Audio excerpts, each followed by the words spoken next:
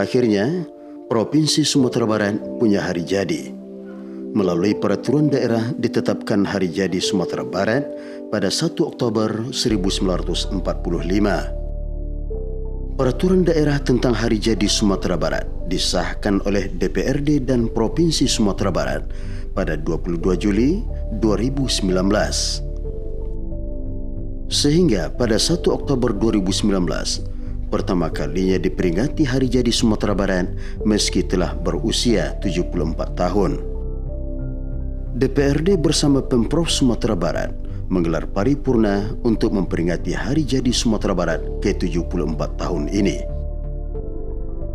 Lantas, mengapa 1 Oktober 1945 ditetapkan sebagai hari jadi Sumatera Barat?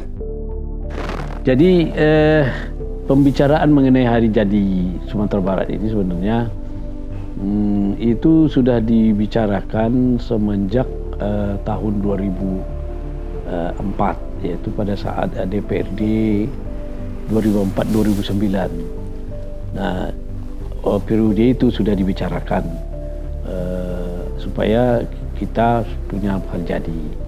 Ada 10 momen yang kita tangkap dari diskusi yang cukup hangat itu. Ada 10 momen, mulai dari Perang Padri, mulai dari sejarahnya Sumpah Sati Marapalam, ada momen di pesisir selatan, ada momen Perang Padang, dan lain sebagainya. Ada 10 momen yang kita tangkap dan kita simpulkan menjadi dasar kuat untuk menetapkan hari jadi Provinsi Sumatera Barat. Sumatera Barat adalah rumah bagi etnis Minangkabau. Dari zaman prasejarah sampai kedatangan orang Barat, sejarah Sumatera Barat dapat dikatakan identik dengan sejarah Minangkabau selain Mentawai. Menurut Tambo Minangkabau, pada periode abad ke-1 hingga abad ke-16 banyak berdiri kerajaan-kerajaan kecil di selingkaran Sumatera Barat. Kerajaan-kerajaan ini tidak pernah berumur panjang dan biasanya berada di bawah pengaruh kerajaan-kerajaan besar Melayu dan Pagaruyung. Bagaimanapun Minangkabau kan mempunyai sejarah panjang sebetulnya. Saya merekor ada setidak-tidaknya 150 kerajaan di Minangkabau. Dan itu adalah kerajaan kerabat, kerajaan federatif yang sifatnya payung. Nah, 150 itu kenapa tidak kita lihat dari sana gitu. Kemudian tangga yang kedua setelah kerajaan itu beralih kepada kesultanan. Itu mengawali pembentukan filosofi Minangkabau. Ya, ini pertemuan di Bukit Marapalam yang mengawali kesultanan di Minangkabau. Sejarah Provinsi Sumatera Barat menjadi lebih terbuka sejak masa pemerintahan Aditya Warman. Aditya Warman adalah tokoh penting dalam sejarah Minangkabau. Di samping memperkenalkan sistem pemerintahan dalam bentuk kerajaan, dia juga membawa suatu sumbangan yang besar bagi alam Minangkabau.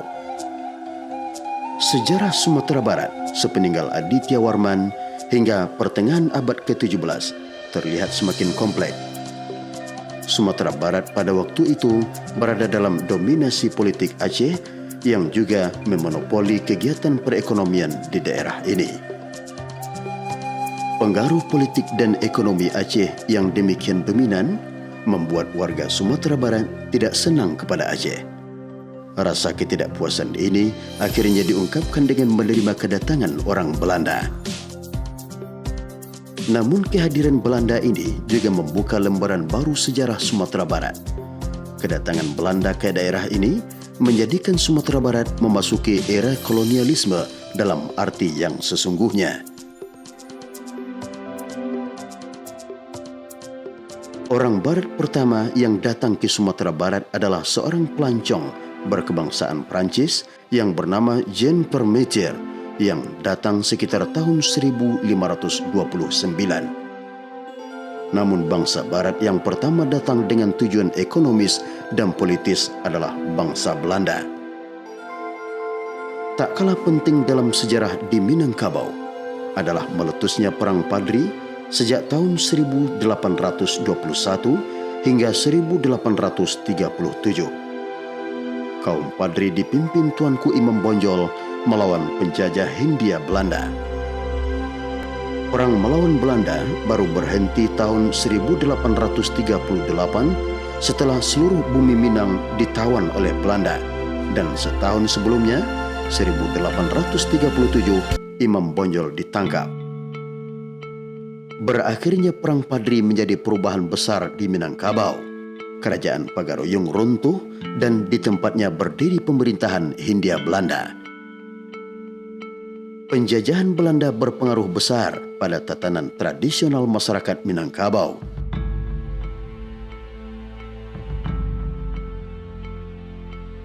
Nah, dari kerajaan beralih kepada masa kolonial.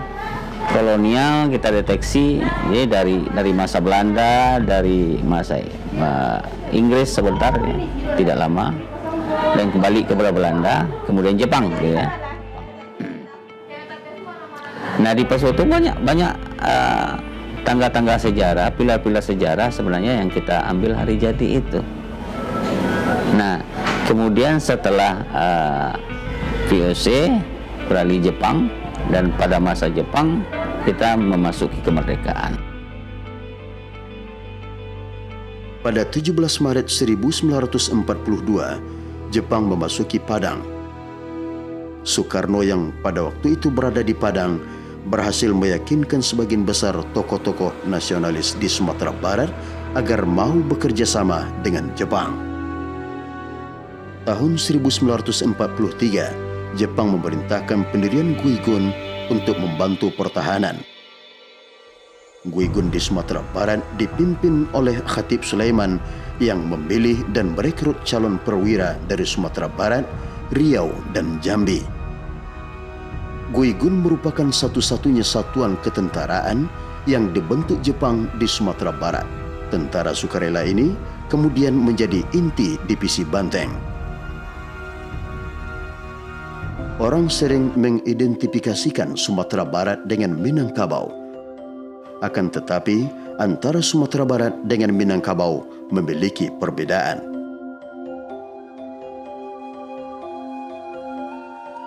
Sumatera Barat tidak sama dengan Minangkabau.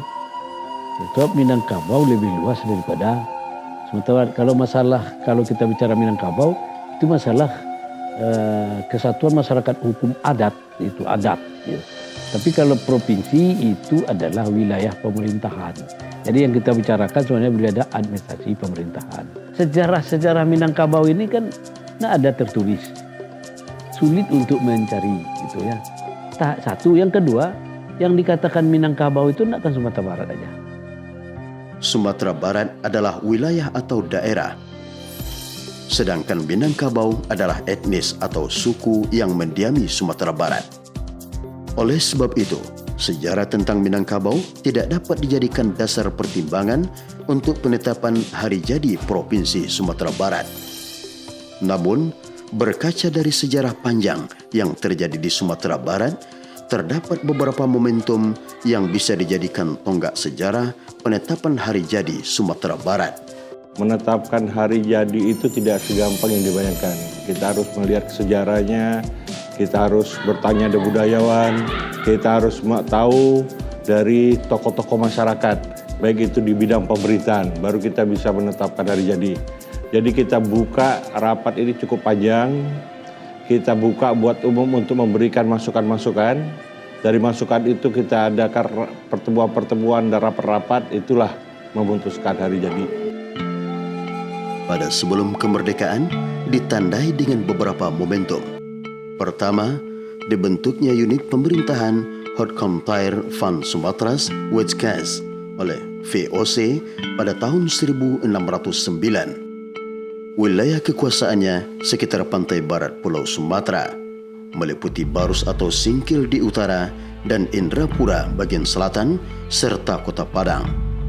Sedangkan ke arah daratan mulai dari bibir pantai sampai ke kaki Bukit Barisan. Government van Sumatras Wiskus belum menjalankan fungsi pemerintahan daerah sebagaimana mestinya. Fungsinya lebih banyak untuk kepentingan perdagangan VOC di wilayah Pulau Sumatera. Momentum kedua terkait dengan pembentukan Keresidenan Sumatera Barat oleh Inteknum Inggris pada 30 November 1795. Kita lihat sejarah yang menonjol, misalnya Sumatera West Coast gitu ya, sudah bernama Sumatera Barat ya, bernama Sumatera Barat. Itu sudah sejak lama. Pada era peralihan kekuasaan dari VOC ke Inggris, Sumatera Barat sudah pada gilirannya sudah dia menjadi residen gitu ya, residen. Itu kalau tidak salah tanggal 30 November tahun 1795 gitu ya, 95. Tetapi dalam penyelenggaraan pemerintahan, residen itu masih di bawah payung Gubernur Bengkulu gitu ya, Bengkulu. Jadi tak bulat Sumatera Barat. Interregnum Inggris atas nama Ratu Belanda pada tanggal 30 November 1795 membentuk Keresidenan Sumatera Barat yang merupakan bagian dari wilayah Government Bengkulu.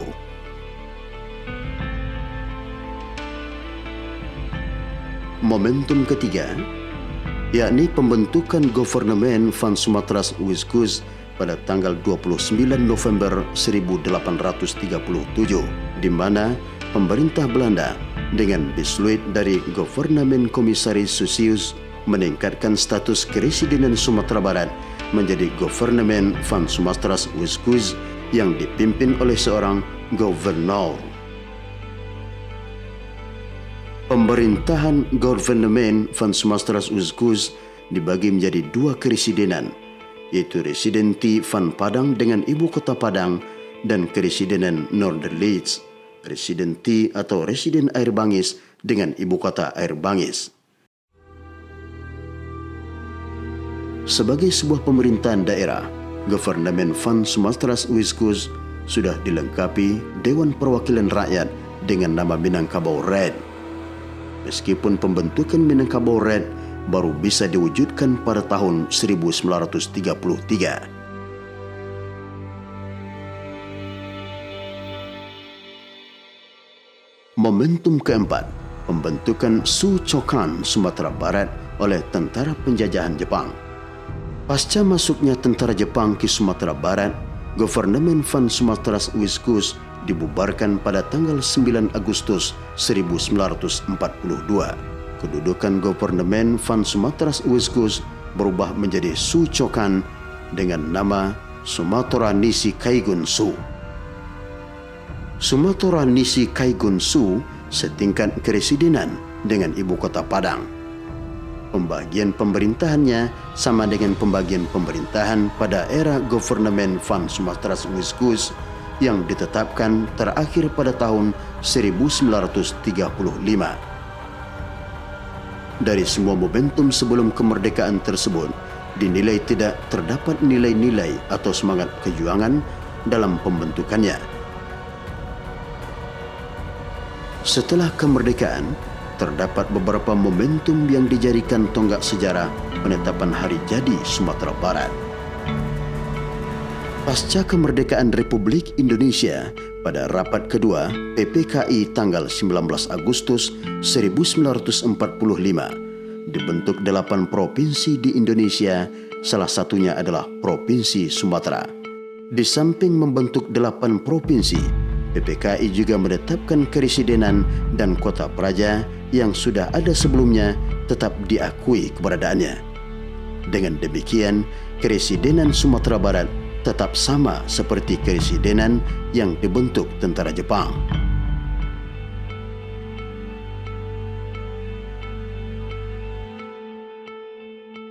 Meskipun proklamasi kemerdekaan sudah diproklamirkan pada tanggal 17 Agustus 1945, namun tentara kependudukan Jepang belum mau menyerahkan Keresidenan Sumatera Barat kepada pemerintah Indonesia.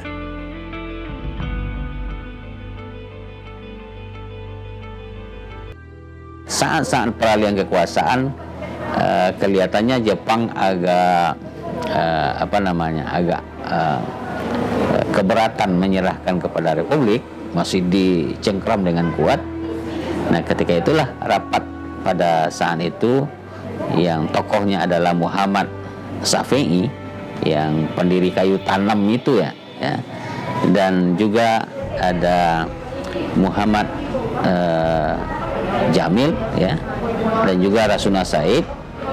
Dan hasil rapat, dan tentu juga dengan kawan-kawan para pemuda di Sumatera Barat dan para pejuang, kesepakatan dalam pertemuan yang difasilitasi oleh KNID ya, Komite Nasional Indonesia Daerah Sumatera Barat ya, Sumatera Barat, mengambil keputusan pertama ambil alih kekuasaan, yang kedua bentuk residen dan tentukan pemimpin. Residen akhirnya jatuh kepada Muhammad Syafi'i, dan kemudian paginya pada hari tanggal 1 Oktober tahun 1945 itu terjadilah pengambil alih kekuasaan oleh pemuda, tentu saja dipimpin oleh 3 figur ini, Muhammad Syafi'i, Muhammad Jamil, dan Rangkayo Rasuna Said. Pada tanggal 1 Oktober 1945, para pemuda dan pimpinan Komite Nasional Indonesia Daerah Sumatera Barat mengadakan rapat. Ada 3 poin keputusan rapat tersebut. Pertama, membentuk Keresidenan baru Sumatera Barat. Kedua, mengambil alih pemerintahan Keresidenan Sumatera Barat dari tentara Jepang. Dan ketiga, memilih dan menetapkan Muhammad Syafi'i sebagai Residen Sumatera Barat. Pelantikan Muhammad Syafi'i sebagai Residen pertama Sumatera Barat dalam kerangka NKRI dilakukan oleh Gubernur Sumatera Teuku Muhammad Hasan pada 3 Oktober 1945. Untuk meningkatkan efektivitas penyelenggaraan pemerintah dan pelayanan masyarakat, maka Provinsi Sumatera Tengah dibagi menjadi 3 provinsi.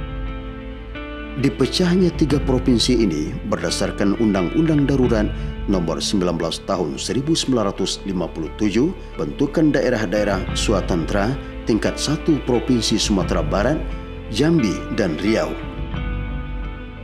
Undang-Undang Darurat Nomor 19 Tahun 1957 tentang pembentukan daerah-daerah Swatantra tingkat 1 Provinsi Sumatera Barat, Jambi, dan Riau kemudian ditetapkan menjadi Undang-Undang Nomor 61 Tahun 1958. Sumatera Barat ini kan lahirnya setelah ada sebenarnya pecahan daripada Sumatera Tengah, atau pecahan lagi, Sumatera Tengah itu pecahan lagi dari Provinsi Sumatera. Jadi dulu pada saat Indonesia merdeka, ini Indonesia ini dibagi 8 provinsi. Sumatera ini 1 provinsi. Nah, 1 provinsi. Kemudian berubah. Kemudian tidak berapa bulan setelah itu, Sumatera terlalu besar ini Sumatera, kemudian dibuatlah daerah Sumatera Tengah, menjadi Sumatera Tengah gitu. Menjadi Sumatera Tengah yang terdiri dari provinsi Riau, Sumatera Barat, dan Jambi. Setelah tahun 58 atau pergolakan, maka dipecah lagi menjadi 3 provinsi. Menjadilah Provinsi Sumatera Barat, Sumatera Jambi, dan Riau. Nah, kalau lahirnya secara yuridis, kalau dari undang-undangnya itu lahirnya tahun 57. Nah, tetapi orang mencari momen hari jadi tidak sekedar yuridis, tetapi adalah yang ada suatu peristiwa yang penting, yang bisa dijadikan sebagai peristiwa heroik Bengali atau yang sangat penting, yang diambil itulah mulanya suatu daerah itu ada gitu.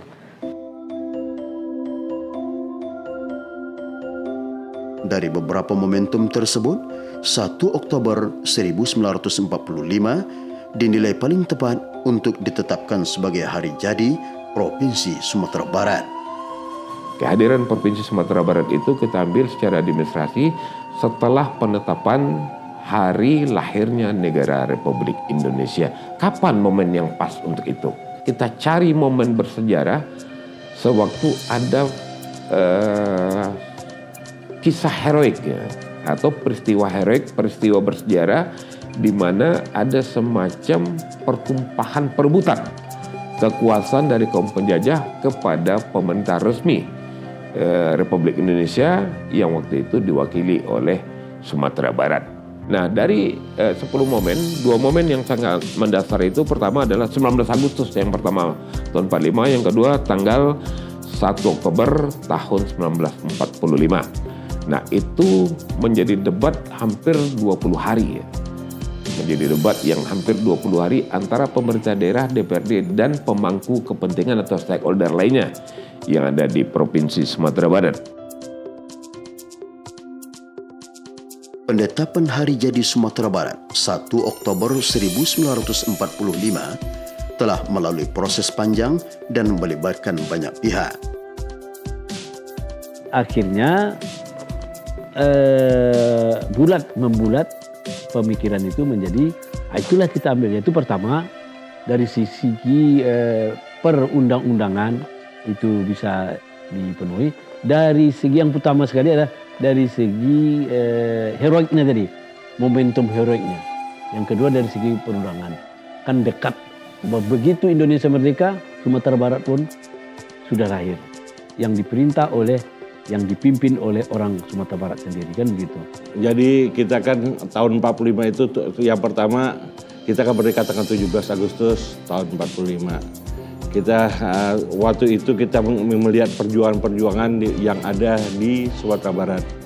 Dari perjuangan itu termasuk PRRI, jadi kita lihat waktu di situ. Makanya kita memilih 1 Oktober karena itu bisa merangkum dari keseluruhan pemikiran-pemikiran sejarah yang ada, maka itu ditetapkan 1 Oktober. Penetapan Hari Jadi Sumatera Barat ini juga melalui proses pembahasan yang panjang, mulai dari pembahasan dalam internal Komisi DPRD Sumatera Barat, konsultasi Kemendagri, hingga studi banding. Dan sesuai ketentuan yang berlaku, kita melakukan studi banding, mengakses beberapa informasi dari sejarah, dari buku-buku, dari pengamat orang, dan lain sebagainya. Dan tentu hal ini semua menjadi satu bahan untuk disepakati oleh DPRD dan Pemda dengan informasi dari para tokoh-tokoh dan tentu masyarakat untuk kemudian menjadi satu ketetapan hari jadi bagi Provinsi Sumatera Barat. Kita kan takut mendudukan, memutuskan sesuatu itu tentang sejarah ini pasti ada yang suka dan ada yang tidak suka. Tapi hal ini dengan setelah diputuskan kita sampaikan perdanya, kita promosikan dan seluruh masyarakat bisa menerima.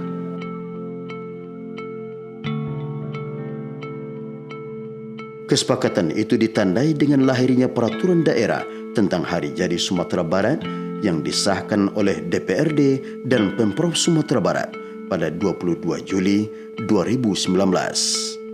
Pada 1 Oktober 2019, pertama kalinya diperingati Hari Jadi Sumatera Barat meski telah berusia 74 tahun. DPRD bersama Pemprov Sumatera Barat menggelar paripurna untuk memperingati Hari Jadi Sumatera Barat ke-74 tahun ini. Dengan hari jadi ini tentu pertama menjadi sumber informasi. Ketika bertanya kapan berdirinya Sumba dan waktunya. Yang kedua tentu ini menjadi suatu motivasi buat kita untuk membangun daerah. Dan ketiga tentu dengan hari jadi ini memberikan suatu nilai tambah untuk persatuan dan kesatuan kita di masyarakat Sumatera Barat. Tentu mudah-mudahan ke depan kita sosialisasikan sehingga masyarakat tahu seluruhnya dan bisa terlibat langsung dengan pemahaman makna dari hari jadi untuk Sumatera Barat.